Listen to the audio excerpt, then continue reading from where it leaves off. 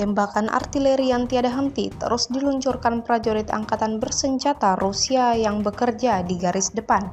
Dibuktikan pada sebuah rekaman yang diunggah di akun Telegram @mod_Rusia pada Senin 30 September 2024.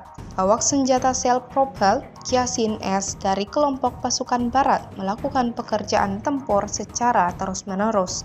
Mereka melancarkan serangan tepat terhadap sasaran militer, posisi, benteng, peralatan militer, dan personel khusus Angkatan Bersenjata Ukraina di zona operasi khusus. Dapat dilihat dalam rekaman bagaimana mereka dengan cekatan mempersiapkan senjatanya hingga mulai meluncurkan serangannya satu persatu. Akibatnya, posisi Ukraina porak-poranda setelah serangan akurat tiba di posisi yang ditargetkan. Video ini viral dan menjadi sorotan warganet.